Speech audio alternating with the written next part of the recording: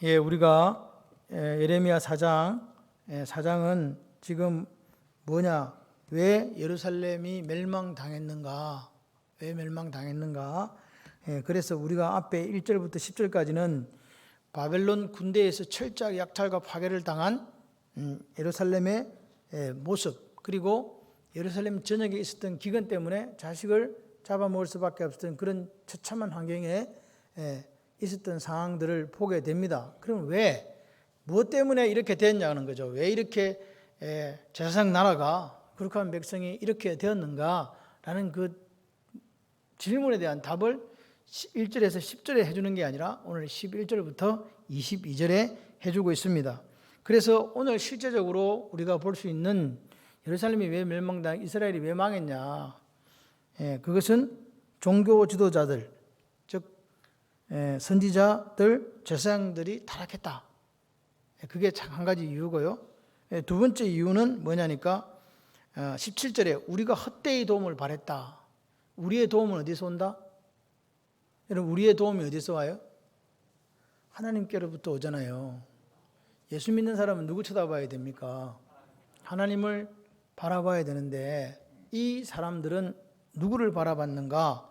눈이 상할 정도로 17절에 보게 되면 바라봤는데 뭘 바라봤냐니까 우리를 구원하지 못할 나라를 바라보고 바라봤다. 두 번을 썼습니다. 표현이 두 번. 무슨 말입니까? 얼마나 애굽에 간절한 도움을 원했던지 눈이 상할 정도로 바라보았는데 그것이 무슨 도움이었다? 헛된 도움이었다는 거죠. 애굽이 실제적으로 그 당시 고대 근동을 봤을 때는 강력한 나라임에는 분명했습니다. 그래서 바벨론이 예루살렘에 쳐들어왔을 때 그들은 군사적 동맹을 맺고 있었기 때문에 이 애굽이 와서 이제 원군이 와야 되잖아요. 그죠? 그 실제적으로 왔어요. 애굽에서 올라왔어요. SOS 했을 때 올라왔는데 바벨론이 이것 봐라 해가지고 이제 예루살렘 멸망시키기 전에 애굽 군대를 치러 가니까 도망가 버렸어요. 회군했어요. 회군 끝. 그게 끝났어요. 그리고 예루살렘은 멸망당했어요. 헛된 것을 바라봤기 때문에 멸망당. 이 두 가지 이야기를 지금 이제 하고 있습니다. 그래, 예레미야 애가를 읽어보면 슬퍼요. 오늘 누구 때문에 망했다? 선지자들과 제사장들의 제약 때문에 망했다. 그 다음에 그리고 이스라엘이 헛된 하나님을 바라보지 않고 헛된 것들을 바라봤기 때문에 망했다. 이 두 가지를 이야기합니다. 그런데 중요한 것은 그들이 바벨론에게 멸망당했잖아요. 바벨론에게 멸망 BC 568 지금 전 세계가 어떤 방향으로 가고 있냐니까 BC, Before Christ라는 이 BC가 예수님 오기 전, 그리고 AD는 아노 도미니, 주의 날, 그래가지고 예수님이 오신 날부터 시작해서 서기로 치지 않습니까? 그래서 AD, 그 다음에 BC 이렇게 사용해요. 그런데 지금 세상 사람들은 그거 사용 잘 안 하려는 시도를 하는 CE입니다. CE란 말 자체가 AD라는 말 대신에 CE라는 말을 써요. 그래서 이게 저도 이게 무슨 일이, 그래서 잘난 체 하는 놈이 이런 말을 쓰는가 이렇게 생각을 했는데 CE가 common error입니다. error라고 하기도 하죠. error. 공통의 해. 그래서 주님 왔다는 거 사용하지 않는 거예요. 그럼 주전 이거 어떻게 하냐? BCE로 쓰더라고요. Before Common Error 해가지고.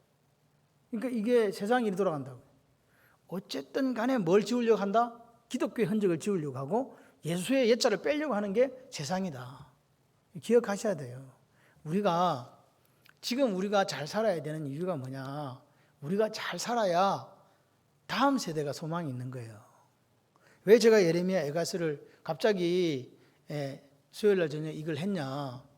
지금 예레미야 애가서에 나오는 그 예루살렘의 멸망 직전의 그 상황과 어찌 보면 우리가 살아가는 이 시대가 어떻게 그렇게 흡사한지, 그래서 우리가 이 말씀을 통해서 우리에게도 예루살렘 같은 멸망이 없으라는 보장이 없기에 우리가 정신을 차리고 살았으면 좋겠다 하는 바람을 가지고 이 말씀을 전하는 거고, 그리고 그렇다고 해서 절망 속에 살아가는 이야기 아니기 때문에 여호수아서를 말씀을 전함으로 가나안 땅을 정복하는 하나님의 약속을 받고 그 약속을 성취하는 또 우리에게 그 마음이 있어 위로받고 용기 얻으라고 여호수아를 이렇게 전하고 있는 거예요, 사실.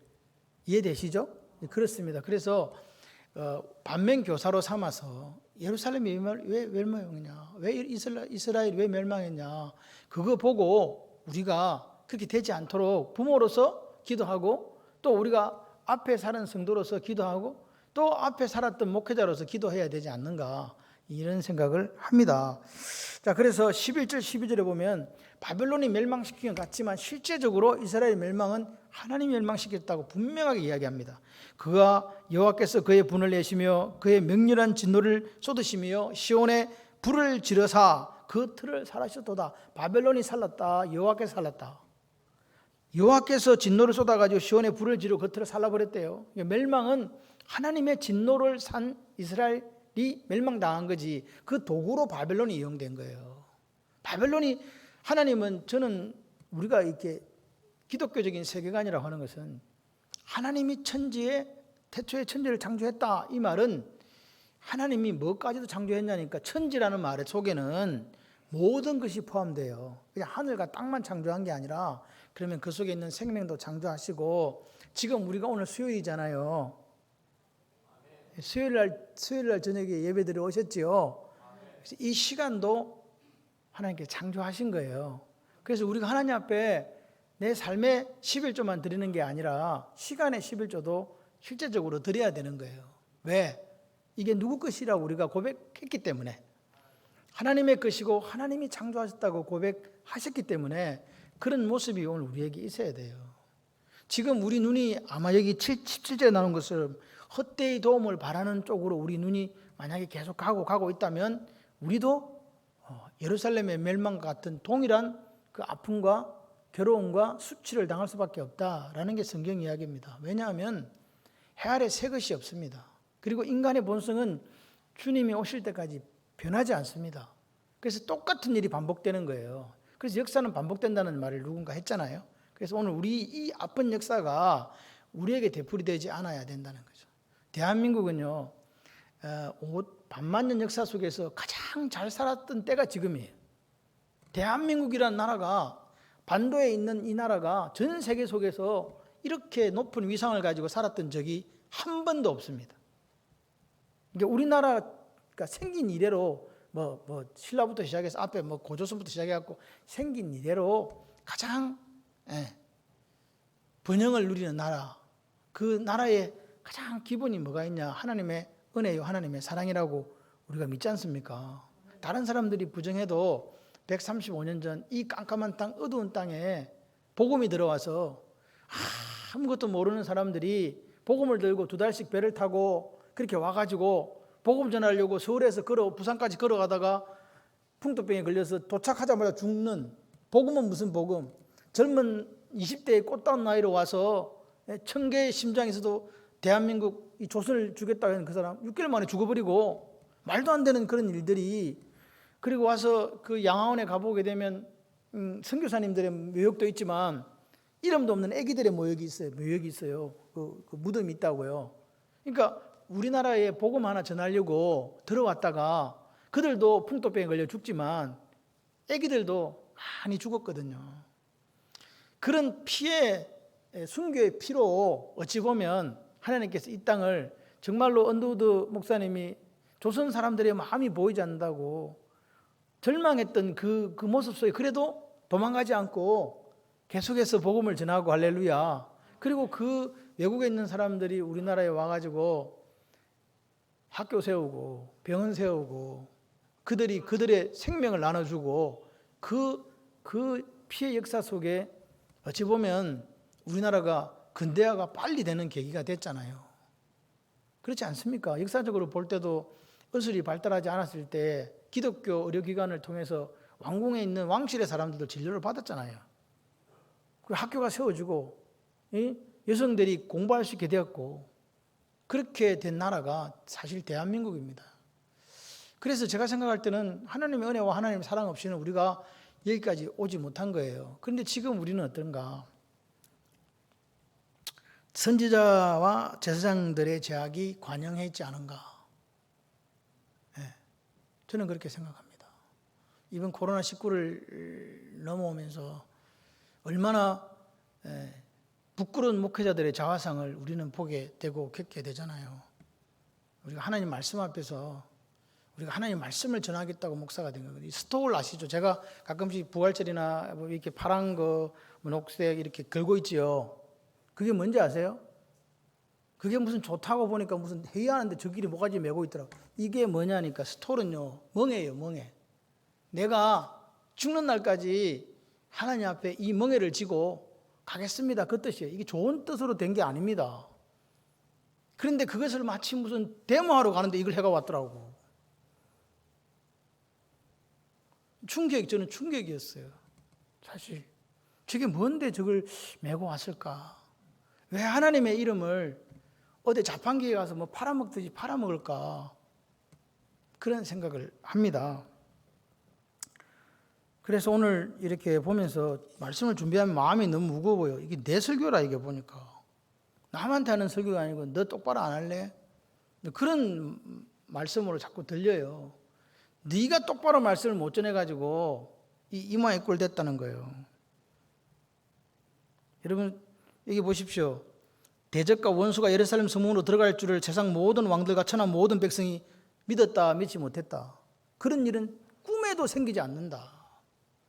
이스라엘이 망한다. 하나님이 성전이 계시는데 다윗의 언약이 있는데 삼면으로 절벽이 되어 있고 절대로 망할 수 없는 난공불락의 요소가 예루살렘인데 오죽했으면 다윗이 그 성을 점령 못해가지고 어떻게 들어갔습니까? 우물 밑에 있는 지하수로 통해 수로를 통해서 위로 올라가가지고 그렇게 요압 장군하고 올라가가지고 이 예루살렘을 정복했거든요. 그만큼 바깥으로는 들어갈 수가 없어. 그런 예루살렘이라니까요. 그런데 망했어. 같이 해보실래요? 하나님이 지켜주시지 않으면 아무것도 아닙니다. 저는요, 우리가 하나님 앞에서 말씀을 듣고 그 말씀대로 살아내지 못하면 우리가 가지고 있는 것, 생명, 그리고 내가 가지고 있는 물질적인 것들, 가지고 있는 건강, 내가 가지고 있는 가정, 내가 속해 있는 교회, 나라도 아무것도 아니다.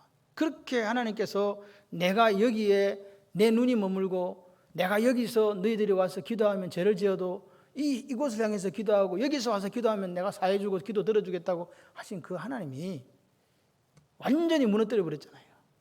돌 위에 돌 하나 남지 않도록 그렇게 무너뜨려 버리는 그 아픈 눈물의 역사가 여기 있잖아요. 하나님이 지켜주시지 않으면 아무것도 아닙니다. 그래서 저는 생각하는 거예요. 오늘 제가 사모하고 이야기를 했어요. 우리가 얼마를 살 수 있을지 모르지만 우리가 볼 때 3분의 2는 살았네. 하나님이 허락하신 인생은 70이요 강건하면 80이라는데 그렇게 치면 3분의 1을 살았네. 저는 그렇게 생각했어요. 젊은 날이 항상 있을 거라고. 그래서 20대는 시간이 20km로 간다네요. 20km. 20km로 날아가는데 30대는 몇 킬로겠어요? 40대는요. 시속 40. 50대는요. 시속 50. 이렇게 가는 거예요. 시간이 그렇게 가는 거예요. 그래서 시간이 화살처럼 날아간다 그러잖아요. 저도 옛날에 20살이 되었으면 좋겠다 했던 때가 있었습니다. 20살이 되면 뭔가를 할 수 있을 거예요. 우리 애쓰다가 그래요. 내가 20살 돼서 이렇게 공부하고 있을지는 몰랐다. 저한테 그러더라고요. 뭔가 큰 일을 하고 있을 것 같다라고 생각했는데 그렇다라고 이야기합니다. 그런데 지금 되돌아보면 언제 그런 시절이 다 지나가고 어찌 보면 하나님께서 부르면 가야 되는 날이 다가오고 있다는 그런 생각을 할 수밖에 없을 때 가만히 생각해보면 우리의 인생이 이렇게 유한하구나 그런 생각을 합니다. 하나님의 맹렬한 진노의 대상이 되었던 이스라엘 그 이유가 뭐냐? 그의 선지자들의 죄가 아닙니다. 죄들입니다. 선지자 한 사람이 아닙니다. 선지자들입니다. 이게 지금 중요해요. 복수입니다. 보세요. 그리고 제사장만이 아니고 제사장들입니다. 그리고 죄악이 아니고 죄악들입니다. 이게 무슨 말입니까? 그들이 정치적인 종교적인 지도자들이 죄가 한두 개가 아니고 엄청나게 많아가지고 성읍 안에서 의인들의 피를 흘렸다. 예루살렘 성전에서 의인을 죽였다는 거예요. 지금 이 이야기를 지금 하는 겁니다. 핵심이 뭐냐? 의인들의 피를 흘렸다. 근데 한 사람의 의인의 피를 흘린 게 아니라 이거 의인들입니다. 의인들.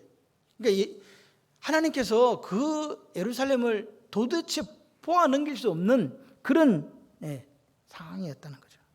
거짓 복음을 전한 것도 문제지만 중요한 것은 의인들의 피를 흘린 게 더 중요한 문제라고 하나님 말씀하시는 거죠. 예루살렘 성전은 하나님이 임재가 있는 곳이잖아요. 거하시는 곳이죠. 그러니까 하나님의 임재란 말은 하나님은 거룩하시기 때문에 부정한 것과 함께 계실 수가 없지요. 근데 하나님께서 대표적으로 부정하다고 한 게 바로 피 흘리는 거였어요. 지금 이해되십니까? 예루살렘 성전에서 그와 같은 일들이 의인들이 피를 흘리고 죽는 일이 생겼다는 거예요. 그게 한두 개가 아니고 의인들이란 말입니다. 제사장들의 죄들이고 선지자들의 죄들이라는 거예요. 이 복수로 됐다는 말은 그런 일들이 자행되었다. 그러니까 예루살렘 멸망의 원인이 뭐냐? 지도자들이 의인들의 피를 흘렸다는 거예요. 그 지금 이야기하잖아요. 이 피를 흘렸다는 말은 참 성경은요 같은 단어 비슷한 단어인데 다르게 쓰는 거. 아벨하고 바벨하고 무슨 차이 있어요? 아벨 바벨탑 할 때 바벨하고 아벨은 글자 차이 안 나요. 근데 아벨은요 자기가 이렇게 내 인생에 가장 소중한 것을 귀한 것을 드렸어요. 양 한 마리 드린 게 아니에요. 복수의 그 원어를 찾아보면. 그리고 그 기름을 드렸죠. 이 기름이라는 게 왜 중요하냐? 이스라엘 사람들은 기름이 생명이라고 생각했어요. 우리가 심령의 자소 그러죠. 저를 보세요. 심령의 자소 그러면 우리의 마음이 어디 있냐고 물으면 이스라엘 사람들은 창자 속에 있다고 생각을 했어요. 안쪽에 창자가 있잖아, 창자가. 근데 창자에 있는데 창자를 뭐가 둘러싸고 있어요? 그러니까 또 이란다. 창자 껍데기. 창자 껍데기 밖에 뭐가 있어요? 기름이 있어요, 기름. 그래서 그들은 창자가 중요해. 우리는 창자가 뭐 할 때 써요? 순대할 때 쓰잖아. 순대 만들 때 창자 갖고 순대. 우리는 그렇게 생각해. 창자는, 그래서 우리는 돼지 잡고 소 잡으면 창자는 어떻게 해요? 다 버리잖아요. 쓸모없다고. 근데 이스라엘 사람들은 그 창자가 귀한 거예요. 왜? 마음의 심령의 자소가 그쪽에 있다고 생각하기 때문에. 마음이 거기 있는 거예요. 그러니까 그 창자하고 그 창자를 싸고 있는 기름하고를 하나님께 드리는 거라고요. 이해되십니까? 그래서 그런 사람들이 피를 지금 여기 보면 가인은 아벨은 그렇게 하나님께 드린 거예요. 근데 글자 하나 틀린 B로 시작되는 바벨은 뭐예요? 여기는 하나님을 경외했고 한쪽에는 하나님처럼 높아지고자 하나님께 드린 게 아니라 바벨탑을 쌓잖아요. 이게 아이러니라고요. 오늘 그 피 흘린 거, 그래서 가인이 동생을 죽여버리거든요. 그런데 땅에 피를 흘렸잖아요. 그래서 땅이 더럽혀졌다고 그래요. 그러니까 피 흘리면 더럽혀지는 거예요. 그래서 가인이 어떻게 됐어요? 가인이 토지를 경작할 수가 없었잖아요. 그래서 쫓겨나가지고 어디로 갔냐? 유리함에 방황하면서 노 땅에 가서 에녹이라는 성을 건설하게 돼요. 이 노시란 자체가 방황이에요. 그러니까 하나님 없는 백성은 어떻게 할 수밖에 없다고요?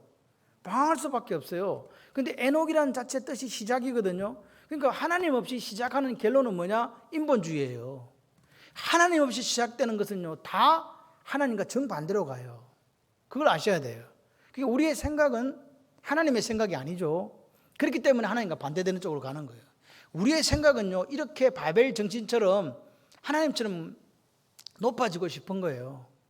그리고 이름을 내고 싶은 거예요. 이게 우리 재성이라니까요. 그래서 이 사람들이 피를 흘렸기 때문에 예루살렘 도성인 그 예루살렘 성전 안에서 피를 흘렸다는 거예요. 그랬더니 어떻게 됐어요? 가인처럼 이들도 쫓겨나게 된다 이 말입니다. 그래서 어떻게 돼요? 거리를 방황해야 돼요. 우리 보시면 그 제사장들이 맹인같이 4절에 보니까 14절에 방황했다. 거리에서. 여러분 이 생각하셔야 돼요.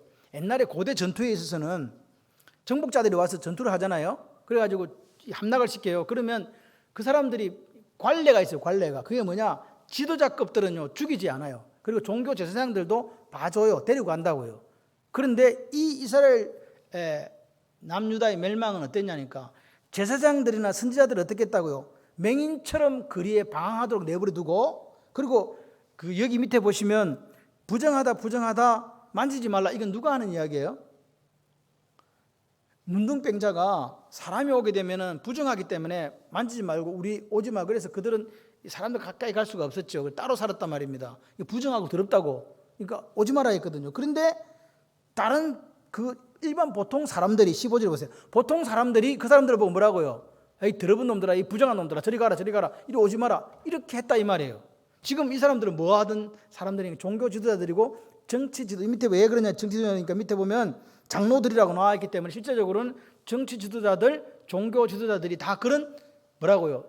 대접을 받았다는 말이에요. 그러니까 하나님을 떠난 백성이 하나님이 진노하니까 그 고귀한 신분들이 어떻게 되어버렸다고요? 그리그리 맹인처럼 하나도 앞에 안 보여서 방황하는 그런 사람들이 되더라. 옷은 어떻게 되겠어요?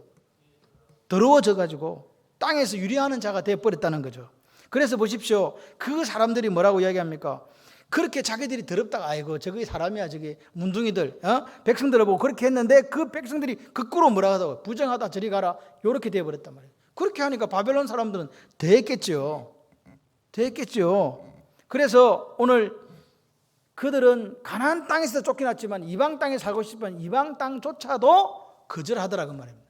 그렇게 처참하게 종교 지도자들 그 다음에 정치 지도자들이 그렇게 배척당하고 멸망당했다. 16절에 보게 되면 그들이 바로 이방인들이거든요. 제사장들을 높이지 아니하였고 장로들을 대접하지 아니하였음이로다. 타락한 종교 지도자들과 정치 지도자들을 어떻게 했다고요? 높여주지 않은 거예요. 대접 안 해준 거예요. 그렇게 돼버렸다 이 말입니다. 누가 이렇게 했다고요? 바벨론이 그렇게 했다고 생각하시면 안 돼요. 하나님이 뭐라고 여기 보시니까 맹렬한 진노를 쏟으심이요. 그 결과가 그렇게 된 거라고요. 그러니까 우리는 세상보다 누구를 두려워해야 된다고요? 하나님을 두려워해야 된다고요. 하나님이 오늘 그분이 우리를 잡고 있는 손을 놔버리면요, 우리는 끝이에요. 우리나라도, 우리도. 여러분, 시간은요, 시간의 특징은 되돌릴 수 없는 거잖아요. 시간은 계속 앞으로 가요. 그래서 과거의 시간을 가지고 우리가 과거의 생각에 빠져 살면 안 되고 앞으로의 시간에 어떻게 내가 살아야 될 것인가, 이 말씀을 보면서 이렇게 생각했으면 좋겠어요. 오늘 장로라는 이 용어도 멸망의 책임을 지도자들에게 돌리는 가운데 지도자급에 있는 사람이 제사장, 선지자, 장로 이렇게 언급되었다고 봐졌다는 겁니다. 그러니까 이 말들을 종합해보면 어려운 사람들이 한두 명이 죽은 게 아니고 얼마나 오랜 세월 동안 죽임을 당하고 그리고 그 종교 지도자들은 거짓 복음을 전했는가? 하나냐 같은 사람이 있잖아요. 예레미야가 바벨론으로 우리가 잡혀가야 된다. 그럼 하나님께서 돌아오게 하실 거야 했더니 하나냐 같은 사람이 어떻게 합니까? 어떻게 거짓말하고 나도 하나님한테 말씀 들었는데 그런 말 안 했는데 그러면서 예레미야를 가두고 예레미야를 박해했잖아요.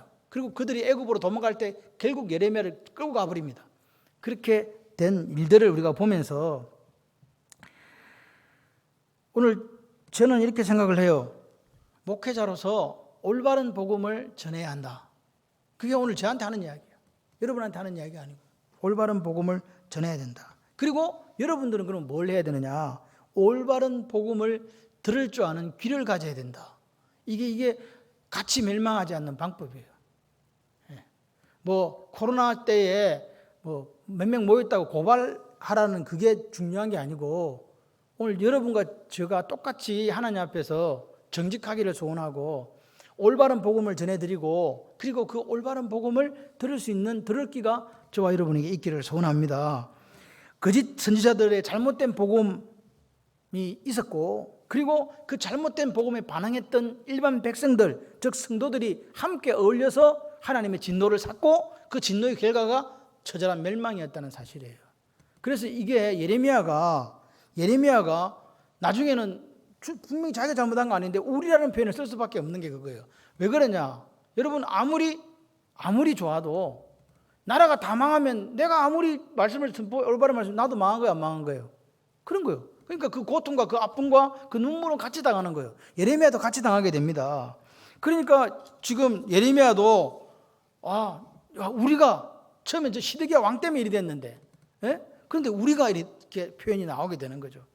그래서 오늘 밤에 우리가 이 말씀을 들으면서 이런 고백이 있었으면 좋겠어요. 올바른 복음을 듣고 반응하고 들을 수 있는 길을 하나님 저에게 주십시오. 그런 기도가 있어야 됩니다. 여러분, 우리가 아무리 길을 한 자란 더 하려고 해도 더 할 수 없다고 성경은 이야기하잖아요. 생명을 우리 마음대로 연장할 수 없다라고 이야기하잖아요. 그렇기 때문에 지금 오늘 때가 오늘 올바른 복음에 깨어서 반응할 줄 아는 우리가 돼야 된다. 우리는 사실 연약해요. 솔직히 여기 계신 분들 중에서 어디 몸이 아프면 젊을 때는요 감기인 줄 알아요. 근데 나이가 자꾸 들어가면 어디 아프면 이게 뭐라고 생각해요? 솔직히 이야기해봐요. 죽을 병이다 이렇게 생각해요. 왜 그래요? 그게 우리 속에 있다니까요. 젊은 사람들은 감기인데 어른들은 생각할 때 내가 이제 천국 갈 때가 됐나 보다. 그래서 병원에 가보면 감기야. 근데 자기는 암이라고 생각하는 사람도 있어. 이게 오늘 우리들의 모습이라고요. 여러분, 오늘 이 시대가 죄송하고 부끄러운 이야기지만 목사의 탈을 쓴 이리들이 있다는 사실도 우리는 기억해야 돼요. 다 주의 종입니까? 이렇게 저는 말 못하겠어요. 그래서 슬퍼요. 우리가 그냥 목사님이라고 하면 그냥 목사님이었으면 좋겠어요. 하나님 말씀을 바르게 전하는 목사. 아멘. 그냥 그거 하다가 주님 오시면 주님 맞았으면 좋겠어요. 그런데 제가 이렇게 보니까 분명히 목사라는 타이틀이 있는데 목사의 역할을 하지 않아요. 목사는요, 하나님께서 오늘 목양하라고 우리에게 사명을 맡긴 사역자예요. 성도들 뭘로? 말씀으로 그 꼴을 먹이라고. 그리고 그 양의 행편을 일일이 살피면서 살으라고. 할렐루야. 다른 게 아닙니다. 그게 가장 하나님이 우리에게 맡긴 가장 큰 사명이에요. 그래서 그런 하나님을 두려워하지 않는 목사들이 있더라. 그런데 그건 저는 목사라고 이야기하고 싶지 않습니다. 목사라면, 정말로 목사라면 그럴 수가 없지요. 그런데 아니기 때문에 그런 일들이 있는 것 같습니다. 두 번째 보십시오. 17절에 우리가 헛되이 도움을 바람으로 우리 눈이 상했다. 여러분, 그 인터넷이라든지 뭐 이렇게 오래 하면 눈에 진물 나잖아요. 계속 보고 있으면. 그죠? 그런 것처럼 얼마나 헛된 도움을 받았으면 눈이 상했을까 말입니다. 애굽을 바라보면서 구원하지 못할 애굽을 바라보면서 바라보고 얼마나 바라봤는가. 그래서 그들은 하나님이 아니라 구원이 애굽으로부터 온다라고 생각했던 거죠. 그런데 오늘 보십시오. 17절에 우리가, 이 예레미야는 우리에 들어가지 않습니다. 그죠? 3인칭에서 지금 그들이 그래 놓고 이제는 예레미야가 우리가 그래요. 그러니까 이제는 멸망당하는 데 있어서는 동일하다는 거예요. 나는 그렇게 하지 않았지만, 나는 하나님의 말씀을 제대로 전했지만, 그러나 민족이 전체로 망하는 판국에는 똑같이 망하는 거죠. 우리 집만 있을 수 없다고요. 여러분, 대한민국은요, 바깥에 나가서 우리나라가 있을 때 대한민국 국민으로서 대접받는 거예요. 만약에 우리나라에 해외 동포가 제가 얼마나 있는지는 모르겠는데 대한민국 없어지면 그 사람들 어떻게 되는지 아세요? 난민. 나라가 없다니까요.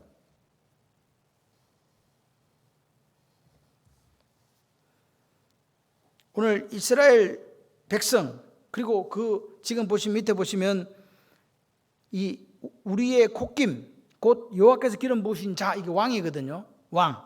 그러니까 왕하고 나는 공동 운명체라고 예레미야가 이야기할 수밖에 없는 거죠.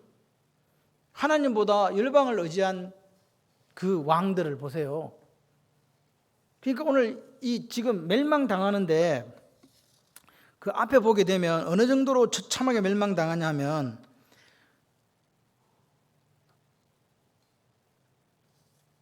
18절에 우리의 걸음을 엿보니 우리가 그리마다 다 다닐 수 없다. 우리의 끝이 가깝고 우리 날들이 다했으면 우리 종말이 이르렀도다. 걸음을 엿본다는 말은 감시한다는 말이기도 하지만 이 얼마나 이 사냥꾼이 그 공격을 하는데 짐승을 잡기 위해서 철두철미하게 압박하면서 공격하는 모습을 이렇게 보여주고 있는 거예요. 예루살렘이 어떻게 함락당하는가를 당해서 그 거리가 어떤가를 보여주고 있다고요. 그러니까 오늘 우리가 보면 걸음을 엿보아서 거리마다 다닐 수도 없을 정도로 감시당하고 있거나 아니면 철저하게 뭐라고요? 사냥꾼의 사냥하는 모습처럼 지금 비춰지고 있는 동네가 예루살렘이다. 근데 이스라엘을 가만 보세요. 이스라엘은요, 남유다는 북이스라엘과 싸울 때는 아람을 의지했어요. 그죠? 아람 왕을 의지했고, 아수르를 의지했고, 또 애굽을 의지했던 그런 사람들입니다. 그런데 완전히 이 바벨론의 포위당해서 멸망당하더라. 그러니까 보십시오. 이 엿본다는 말은 손바닥 보듯이 이 예루살렘 거민들의 동태를 살피고 철두철미하게 지금 이렇게 하고 있는 것을 우리에게 보여주는 거죠. 적군들이 길거리에 사람들 뒤쫓아가기 때문에 거리에 나갈 수도 없어요. 그래서 뭐라냐, 우리의 끝이 가깝다. 끝이 가깝고 우리의 날들이 다했으며 우리의 종말이 이르렀다. 이렇게 단식하는 거예요. 여기 밑에 보시면 19절에 우리를 뒤쫓는 자들이 바벨론 군대겠죠. 하늘의 독수리보다 빠르다. 독수리가 이렇게 하늘에서 보면 밑에 이렇게 보면 토끼가 이렇게 있잖아요. 그거 다 보여요. 그래가지고 그 낚아채기에서 내려오잖아요. 근데 여기 보시면 이 사람들이 뭐라니까 산꼭대기 또 광야 이렇게 돼 있잖아요. 이 산꼭대기나 광야는 위험을 피해서 도망갈 수 있는 은신처가 있는 곳이거든요. 근데 바벨론 군대에게는 그런 것조차도 소용이 있더라 없더라? 아예 없더라는 거예요. 독수리가 완전히 사냥하는 것처럼 완전히 오픈돼 가지고 끝장을 당한다 그 말입니다. 숨을 곳조차 없이 멸망시키고 피할 곳조차 없는 상태를 지금 이렇게 표현하고 있는 거죠. 그리고 보니까 밑에 보니까 그 우리의 콧김 곧 여호와께서 기름 부으신 자가 그들의 함정에 빠졌으며, 이 함정에 빠졌다는 말은 시드기야가 애굽을 의뢰하고 애굽에게 살려달라고 했는데 실제로 이 함정이라는 것은 트랩이란 말이 아니고 위험한 지경에 빠졌다는 거죠. 이제 바벨론에게 함락당해서 시드기야가 결국 어떻게 됩니까? 두 아들이 눈앞에서 죽고 도망가다 잡혀가지고 끌려와가지고 그리고 그 아들이 죽고 난 뒤에 바로 느부갓네살이 어떻게 합니까? 눈을 뽑아버립니다. 그러니까 인생의 마지막에 뭘 본 거예요? 여러분 이게 얼마나 처참한가 생각해요. 다른 걸 본 게 아니에요. 내 사랑하는 두 아들이 죽는 모습이 내 마지막 인생의 장면이야. 그게 시드기야였어요. 평생 뭐 생각하며 살겠어요? 이제는 눈도 안 보이는데.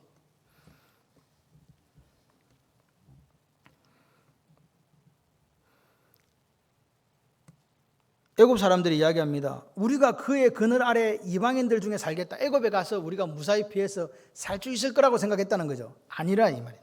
아니라 이방인들 중에 살겠다고 도망쳤지만 어떻게 됐다? 시드기야 붙잡혀갖고 그렇게 눈이 뽑히고 바빌론으로 끌려갔습니다. 모든 것이 무산되었고 유다는 멸망되었다. 안타까운 일. 그 이야기를 지금 하고 있는 거죠. 여러분 우리는 이게 BC 586년에 있었던 이야기라고 생각하시면 안 됩니다. 그게 오늘날에도 여전히 거짓 선지자들과 제사장들의 또는 장로들의 죄가 의인들을 죽이고 있는 상황이 아닌가. 그리고 잘못된 복음이 전해져 있고 잘못된 복음에 반응하는 사람들이 있고 그리고 제대로 복음에 반응하는 사람들이 핍박당하는 시대를 우리가 지금 살아가고 있고, 여기 지금 우리의 눈이 하나님 아닌 다른 것을 너무 간절히 바라고 바래가지고 눈이 상할 정도로 그렇게 살아가고 있는 우리 모습 아닌가. 그래서 21절 22절에 보십시오. 우스 땅에 사는 딸 에돔아 즐거워하며 기뻐하라. 잔이 내게도 이럴지니 내가 취하여 벌거벗으리라. 이 우스 땅이란 말은 욥이 살았던 땅이 우스입니다. 그죠? 그래서 이 우스는 실제적으로 욥의 고향인데 이 에돔 지파가 세일 산지를 거점으로 살고 있어서 그쪽의 식민지거나 아니면 그 세력권 안에 있는 넓은 지역 중에 한 곳을 우스 땅으로 표현한 것으로 그렇게 보여집니다. 그런데 이 에돔이 실제적으로 형제 나라였잖아요. 그런데 예루살렘 멸망당할 때 이 에돔이 뭐했냐? 바벨론과 같이 힘을 합쳐가지고 예루살렘이 함락당했을 때 약탈하고 사람들 죽이고 그런 일을 자행한 거예요. 그러니까 하나님이 뭐라고 이야기하니까 에돔아 즐거워하며 기뻐하라. 이 말이야. 니들 즐길 수 있을 때 즐겨라. 왜 그렇겠어요? 잔이 내게도 이를지니 징계가 너한테도 이른다. 네가 취하여 벌거벗으리라. 수치와 치욕을 당한다. 지금 예루살렘도 멸망당했어요. 그런데 멸망시킨 바벨론은 이야기하고 있지 않고 오히려 형제나라로서 그 나라가 망할 때 약탈하고 죽이고 했던 그 에돔에 대해서, 이 에돔은요, 에돔 한 나라를 이야기하는 것보다는 이스라엘의 멸망을 보고 즐거워했던 열방 전체를 표현하는 것일 수도 있고, 또 에돔 한 나라를 표시하는 것도 있지만, 어쨌든 그렇게 했던 그 열방이 어떻게 된다고요? 너희들도 즐길 때 즐겨라. 하나님 말씀하시는 거예요. 너희들도 징계가 임해서 빨가벗겨져 가지고 수치와 치욕을 당한 날이 온다. 그리고 그 밑에 보면 그 에돔아, 22절 하반절에 보면 에돔아, 주께서 내 죄악을 벌하시며 내 허물을 드러내시리로다. 무슨 말씀인지 아시겠죠? 그 네가 지었던 죄악 내가 벌하고 네 허물을 드러내서 수치와 치욕을 당하게 하시겠다는 게 하나님의, 그래서 에돔은 결국 나중에 없어져 버려요. 아예 흔적도 없어요. 역사상에 사라집니다. 그런데 22절에 보니까 딸 시온아라고 또 이야기를 해요. 딸 시온아, 딸 시온아, 내 죄악의 행벌이 다하였으니 주께서 다시는 너로 사로잡혀 가지 아니하게 하시리로다. 멸망을, 에돔의 멸망을 선포한 뒤에 시온의 구원에 대해서 이야기하시는 거예요. 아직 지금 잡혀가고 처절하게 멸망당했는데 지금 미래에 일어날 일들을 예레미야는 뭐라고요? 이미 뭐 받은 것으로? 구원받은 것으로. 믿음이 뭡니까? 믿음은 미래에 있는 일을 오늘로 끌고 오는 게 믿음이에요. 지금 나라가 멸망해가지고 1년 6개월 기근 속에 자식 잡아먹고 완전히 초토화되고 칼에 죽는 게, 굶어 죽는 게 낫겠다 했던 그 지금 처참한 상태에 있는 그 땅을 바라보면서 예레미야가 이야기하는 거예요. 이미 70년 뒤에 다시 돌아올 그 나라를 바라보고 있는 거예요. 이게 믿음이에요. 여러분, 믿음이라고 하는 것은요, 오늘을 어찌 사는, 그게 미래에 있는 것을 끌고 와서 사는 거예요. 하나님이 주실, 여러분이 누릴 복을 바라보며 사시는 거라고요. 그러니까 그 복은 지금 오늘을 제대로 사는 사람한테만 약속된 거라고요.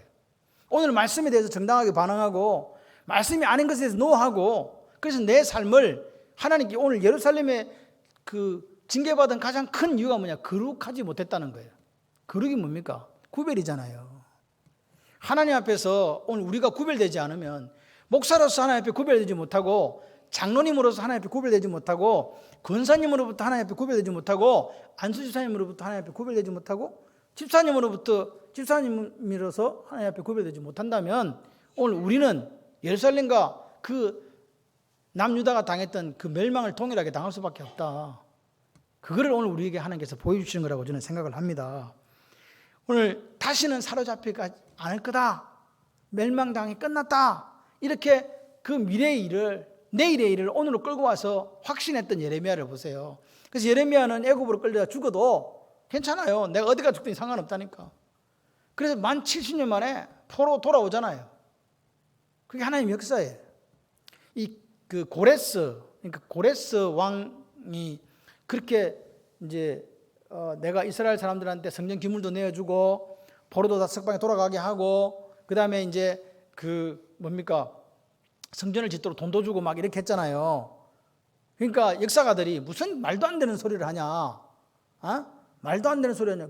옛날에 그 고대 근동 페르시아 왕들이 얼마나 악랄하고 독했는데 무슨 포로를 석방해주며 가지고 왔던 전리품을 다 보내주고, 그리고 성전을 짓도록 막 그 돈도 대주고 그렇게 했단 말이고, 그래서 성경은 거짓이야 그랬는데, 고레스가 영어로 키루스거든요. 키루스 원통이 발견된 거예요. 이 실린드라 그러는데, 원통이 뭐냐니까 동그랗게, 옛날에는 그 고대 바벨론의 왕들은 역사가들이 어떻게 기록했냐니까 점토판에다가 고레스 땡땡땡땡땡땡 세 개요. 그리고 불로 구워. 그래가지고 보존했다니까요. 근데 그게 발견된 거예요. 고레스가 직접 이야기한 걸 그 바벨론의 역사가가 적어놓은 거를 발견한 거라 이 말입니다. 그게 보니까 고레스가 그 했던 그 이야기가 그대로 나오는 거예요. 그리고 그 다니엘서에서 가장 우리가, 다니엘서도 거짓말이라고 이야기하는 그게 뭐냐니까, 다니엘이 셋째 치리자가 됐다는 거. 벨사살 왕일 때 셋째 치리자가 됐다는 이야기가 나오거든요. 그런데 왕 밑에 그 다음이면 셋째 치리자예요? 원래 몇째 치리자예요? 예? 아니, 몇째 치리자냐고요. 왕 밑에 몇째냐고. 애굽에 바로가 있으면 애굽의 총리도 몇 번째예요? 두 번째죠. 마찬가지로 바벨론에도 마찬가지예요. 왕이 있으면 왕 밑에 바로 바벨론에서 다니엘이 됐기 때문에 원래는 몇째가 돼야 되냐니까 두 번째가 돼야 되는 거예요. 근데 세 번째라 해가지고 이거 거짓말이라 한 거고, 벨사살 왕은 5대 왕이 아닌데 마지막 왕이라 했기 때문에 다니엘서가 위경이고 거짓이라고 했단 말입니다. 그래서 지금 그 나라를 가만히 이렇게 보게 되면, 그래서 이게 도대체 그러면 어떻게 되느냐 보니까 느부갓네살이 1대 쭉쭉쭉 내려와가지고 마지막 나보니두스 왕이 마지막 왕이었어요. 근데 나보니두스가 안 나오고 우리 성경에는 뭐가 나와요? 벨사살이 나오잖아요. 거짓말을 했는데 알고 봤더니 그것도 마찬가지로 걔들이 꾸며놓은 진흙으로 만들어 꾸며놓은 그게 나온 거예요. 나보니두스가 5대 왕인데 그 사람이 달신을 섬겼다는 거예요. 그리고 전쟁 후유증으로 자기 아들인 벨사살에게 왕위를 내어주고 자기 섭정왕이 된 거예요. 그러면 공식적으로 누가 왕이에요? 나보니두스가 왕이죠. 그 다음에 벨사살이죠. 이해되세요? 그리고 벨사살 때 나라가 망했어요. 그리고 벨사살이 다니엘을 총리로 지명했어요. 그럼 총리 몇 번째예요? 두 번째가 아니고 세 번째일 수밖에 없는 거예요. 그래서 역사적으로 이게 증명이 된 거예요. 다니엘 때 이게 역사적으로 맞다고 우리가 이야기한 게 아니라.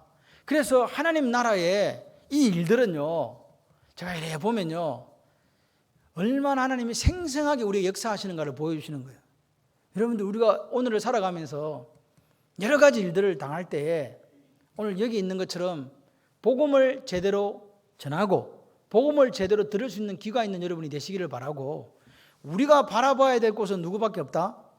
여호와 하나님밖에 없다는 거 기억하시고, 우리가 헛된 것을 바라가지고 눈이 상할 정도로 그렇게 이 두 마음을 가지면 안 돼요. 두 마음을 가지면 안 돼요. 싱글 포커스가 돼야 돼요. 그 두 마음이라는 게 내 마음속에 이 악자 이거 한자 아시죠? 아자 밑에 마음 심자잖아요. 이 아가 무슨 아자인지 아시죠? 두 아자입니다. 두 아. 밑에가 마음 심자예요. 이게 원래 이게 아시아 할 때, 한자로 아시아 할 때 그 아자거든요. 두 아. 밑에 마음심. 마음이 몇 개? 악한 게 뭐라고요? 마음이 두 개 되는 거예요. 싱글 포커스라고 하는 거는요, 우리 속에 하나님만을 온전히 이렇게 바라면 그 하나님께서 천지를 지으셨기 때문에 여러분이 눈물 나고 아프고 힘들고 하고 상처받은 거 다 아세요. 그래서 그분이 이끌어 가시도록 우리가 내어드리고, 우리가 할 수 있는 것은 뭐냐? 그렇게 지기 위해서 말씀이 제대로 들려지기를 소원하고 그 들을 수 있는 길을 가지고 오늘 이 어두운 시대를 살아가시면 돼요. 그러면 여러분, 말씀이 여러분 발에 등이 된다고요. 근데 제가 오늘 이 말씀 주면서 왜 말씀이 발에 등일까? 스치라이트 이런 거 하면 좋은데, 여러분 어때요? 말씀이 스치라이트 해갖고 쫙 등까지 붙여주면 좋잖아요. 근데 왜 말씀이 등이요? 옛날에 등은요, 우리 이조시대도 보면요, 이렇게 등 아시죠? 이렇게 해갖고 발 앞에 이렇게, 그러면 이 등은 어디까지밖에 안 보여요? 요 앞에밖에 안 보여요. 하나님은 우리에게 앞길을 스트라이트처럼 보여주지 않아요. 하나님 말씀을 믿고 그 말씀을 가지고 살면, 하나님만 온전히 바라보면 조금만 보여줘요. 그래서 그 하나님 믿고 발을 한 발 떡 내디디면 또 조금 보여줘요. 또 한 발 뚝 내디디면 조금 보여줘요. 그래서 내 발의 등이요, 내 길에 빛이 되는 줄 믿습니다. 그 하나님 믿으시고, 세상이 자꾸 손짓할 때 세상 바라보면 쓰러지지 마세요. 세상은 이전에도 그랬고 이후에도 그럴 것입니다. 우리 그리스도인은요, 내가 서 있는 이 자리가 하나님 나라가 되도록 그렇게 살아가시면, 그렇게 해서 우리가 거룩하게 정결하게 살면 하나님이 책임지십니다. 그 책임지시는 하나님이 우리의 아버지입니다. 그래서 예루살렘의 멸망이 우리의 일이 아니라 이것을 거울 삼아서 우리 나라가, 우리 교회가, 우리 가정이, 내 인생이 하나님 앞에 정금같이 되는 역사 있으시기를 소원합니다.